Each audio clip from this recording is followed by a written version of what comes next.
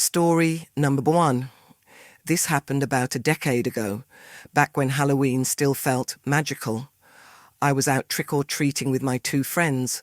I'll call them Alex and Ben for privacy. It was our first year going out alone, without Alex's parents following along. They usually like to supervise, which made things a lot less fun.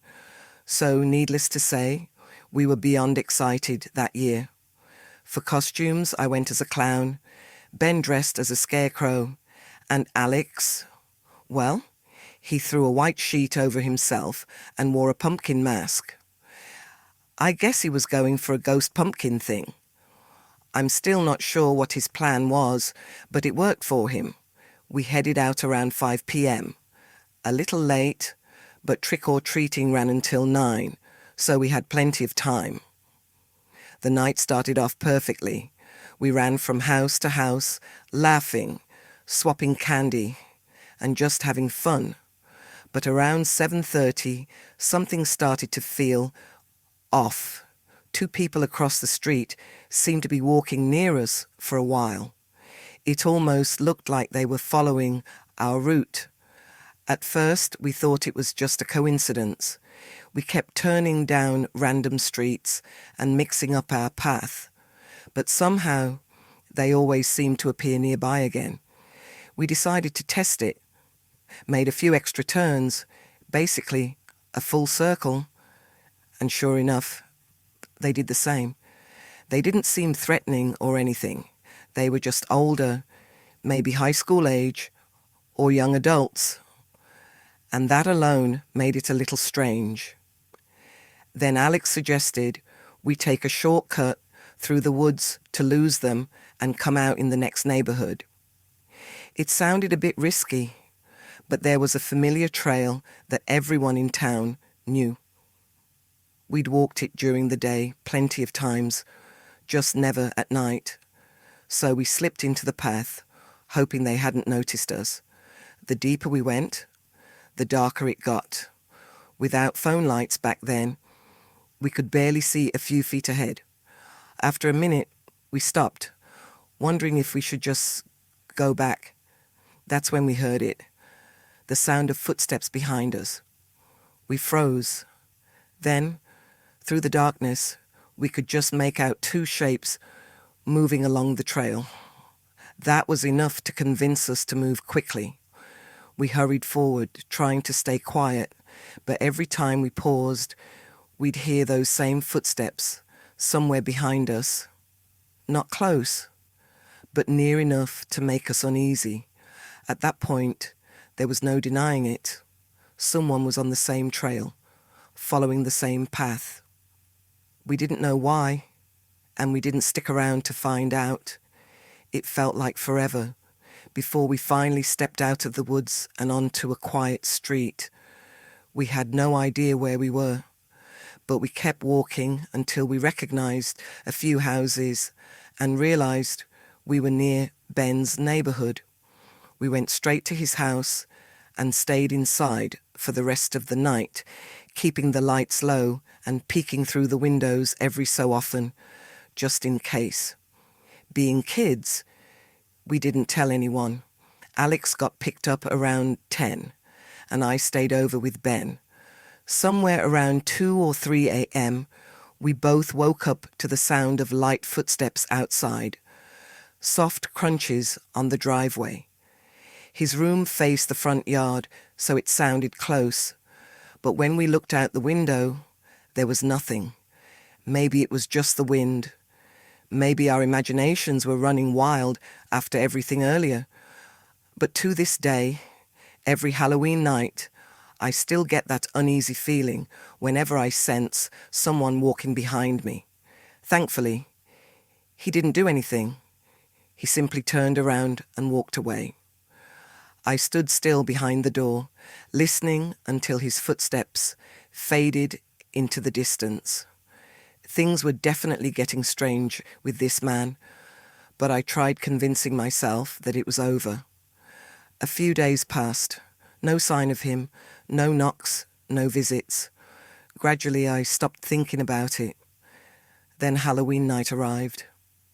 I was lucky enough to get off work early, ready to hand out candy at home. I made a quick dinner and spent the evening moving between the TV and the front door. By around 7 p.m, the street had quieted down. Only a few groups of kids were still walking around in costume. That's when I noticed him. Across the street, same thick jacket. He was standing on the sidewalk, completely still, facing my direction. At least I thought he was looking my way. It was dark, so I couldn't be sure. I kept handing candy to the kids, but one eye stayed on him. When they left, I made sure he wasn't following anyone. To my relief, he eventually turned and walked off in the opposite direction. Still, something about it didn't feel right. By 10 p.m, the neighborhood was quiet again. No more trick-or-treaters, just the soft hum of the TV and the occasional rustle of wind outside. I decided to finish the night with a classic Halloween movie. It was close to midnight when I suddenly heard a loud knock at the front door. It was sharp and completely unexpected. I froze. Slowly, I walked over and looked through the peephole. It was him, the same man, and he was holding something. Every instinct told me not to open the door. It was far too late for visitors. Then, almost as if he could sense my hesitation, he spoke softly. "Got something for you. Nothing big. Just wanted to give it to you for the holiday." He knocked again. "Hello? It's just a little gift. You'll like it." His voice was calm, unsettlingly calm. I didn't respond. I stayed quiet, phone in hand, watching him through the peephole. He kept talking gently, still holding that small box wrapped in plain paper. After a long moment, he finally stepped back and walked away, taking the box with him.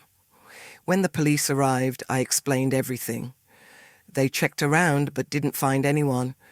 Still, I couldn't shake the feeling that he might have stayed nearby, just out of sight. Because after that night, I never saw him again. I don't know what that gift was, or why he showed such interest in me. But every Halloween since, I still get that uneasy feeling that one day he might return, just to see if I still remember him. Story 5, by Anonymous.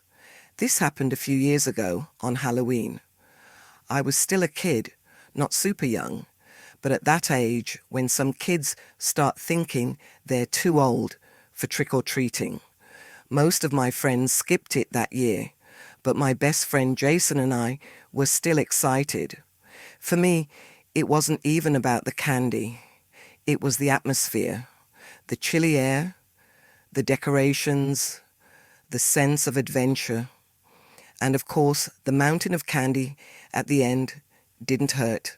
Jason lived in a bigger neighborhood than I did, so after school, I went straight to his house. We threw together the most basic costumes we could find. Nothing fancy, just enough to fit in. By 4 p.m, we were out the door. The night started perfectly, running from house to house, laughing and comparing candy stashes under the streetlights. But around 6:30, we'd wandered farther than we realized.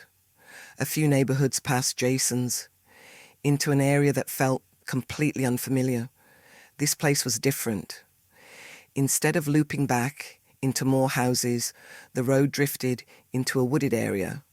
Long driveways, big homes, almost like quiet mansions hidden among the trees. We looked at each other and grinned. Bigger houses usually meant better candy, right? We didn't even finish the block we were on. We went straight down that new road, eager to see what those homes might have. We didn't notice the sun had already dipped below the trees, or that we were walking somewhere that felt oddly still. The first house we reached had a long, curving driveway. Only one porch light was on. I rang the bell, but no one answered. After a minute, we shrugged and kept going. That's when we realized how quiet it was. No other kids, no laughter, just the sound of wind in the leaves. But we kept moving.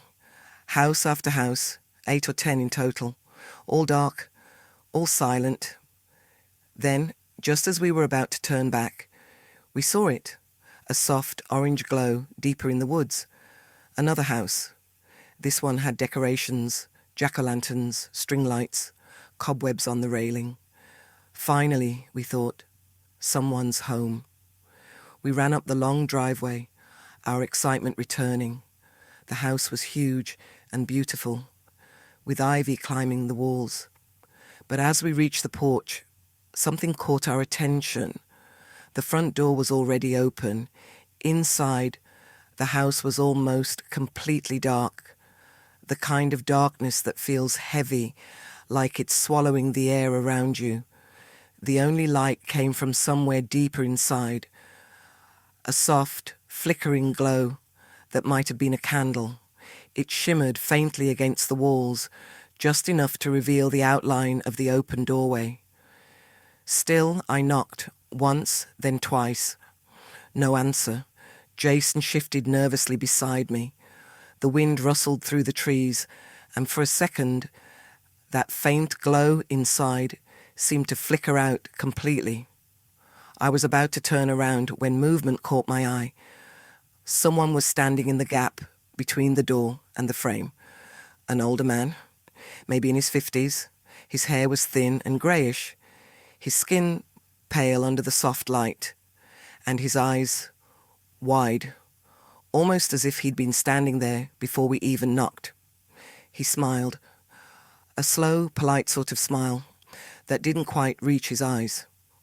"Happy Halloween," he said in a gentle voice. "I've got candy just inside." He didn't bend down to grab a bowl, didn't reach for a bag or a bucket. Instead, he stepped back slightly and motioned toward the hallway behind him. Neither Jason nor I moved. "Come on in," he said again, his tone cheerful but oddly practiced, like someone repeating a line they've said too many times. "It's just down the hallway here. The bowl's a little too heavy for me to carry around." He opened the door wider, lifting his hand toward the dark hallway once more, inviting us in. But something about it felt wrong. The air inside that house seemed still, not quiet in a peaceful way, quiet in a way that made your ears ring. The temperature seemed colder by the second, and the faint scent of old wood and dust drifted through the doorway. Every instinct I had told me to stay put. My chest felt tight, and my mind was screaming that something about this didn't make sense. Jason tried to come up with an excuse, something like, "We'll come back later." But the words tangled in his mouth. I nudged him gently, signaling that it was time to go. We turned around and started walking down the driveway, trying to keep a calm pace, even though every step felt heavier than the last. I didn't dare look back. I didn't want to know if the man was still standing there, watching us go. Maybe he meant well. Maybe he really did just want to hand out candy. But everything about that moment, the darkness, the silence, the way the air felt, told us it wasn't worth the risk. We just wanted to get back to the well-lit streets, where kids were laughing and houses glowed with porch lights. Lost in our conversation about what had just happened, we didn't realize how far we'd walked. The houses were growing more distant now, and the road was starting to curve deeper into the woods. Fewer lights, fewer sounds, just the soft crunch of leaves under our sneakers and the occasional whisper of wind between the branches. We decided to keep going, figuring the road would eventually lead back to another neighborhood. But the farther we went, the quieter everything became. Even the crickets had stopped. After about 15 minutes, we saw it. A car parked along the side of the road. It was old, maybe decades old. The paint was faded, the windows dusty, and dried leaves covered the hood. At first, it looked abandoned, the kind of vehicle left behind long ago. We slowed down instinctively, crossing to the opposite side of the road. The silence around it was almost too still. I glanced toward the windshield, but the reflection of the trees made it impossible to see inside. Then, as we came even with it, I caught a glimpse through the side window. Someone was sitting in the driver's seat. Just a faint outline, a silhouette, barely visible in the dim light. But I could tell the person was looking straight ahead. Something about the posture seemed oddly familiar. It looked like the man from the house. My heart skipped a beat. I didn't want to make a scene, so I whispered to Jason, "Let's go." We picked up our pace, pretending to stay calm. My hands were shaking slightly, the candy bag swinging against my leg as we walked faster. Then behind us, I heard it. The low hum of an engine turning over. Not loud, just enough to make the hair on the back of my neck stand up. We didn't turn around. We didn't have to. We just kept moving, faster and faster, until the curve of the road opened into a brighter street lined with porch lights and voices. The moment we stepped onto that next block, everything felt different. Safe, familiar, the sound of laughter, the glow of decorations, the smell of caramel and pumpkin from someone's front yard. All of it hit us at once. We didn't stop walking until we reached Jason's house. We sat on the porch, catching our breath, trying to convince ourselves that it had all been a strange misunderstanding. The car never appeared. The man never showed up again. But that night stayed with us.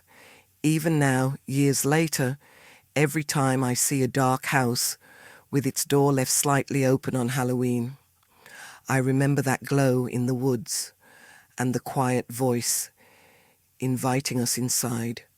That was the last year we ever went trick-or-treating.